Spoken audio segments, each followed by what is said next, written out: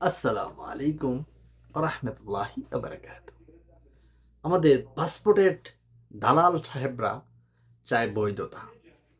জীবনভরা তারা দালালি করে আসছে, প্রায় বলে ৪০ বছর। হায় রে! দালাল এখন চায় বৈধতা। উনি সঠিক তথ্যগুলা কিন্তু দিছে যে দেখেন একজন সাধারণ লোক অফিসে গেলে তারা কিচ্ছু দেয় না, অনেক ভুল। আর শুধু তারা কয়েকটা টাকার হলে সব কিছু সঠিক, কতক্ষণের ভিতরে পাসপোর্ট নিয়ে আসতে পারে।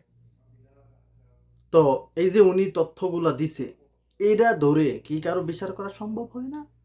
স্বাধীন বাংলায় এই দালাল কেন থাকবে? সব জায়গায় দালালের দৌরত্ব। হুম? আর যারা এই যে ঘুষখোর, হেরাই সমাজের ভালো ব্যক্তি আজকালকে বলে সরকারি চাকরিজীবী করে আমরা মেয়ে বিয়ে দিতে গেলে সরকারি চাকরিজীবী লাগবো। অধিকাংশ ক্ষেত্রে সরকারি চাকরিজীবী, অধিকাংশ। ভালো যে নাই তা না, ভালো আছে, কিন্তু ভালোটা একেবারেই নগণ্য। ঠিক আছে, সব জায়গায় শুধু দুর্নীতি, ঘুষখোর। ডাইরেক্ট প্রমাণ, উনি পুরা বক্তব্য দিয়েছেন যে দালাল ছাড়া পাসপোর্ট হয় না। আসলেই একেবারেই হয় না, লোক লাগে। হ্যাঁ, আর এখন বৈধতা চায়। দেখুন আপনাদের মতামত কি?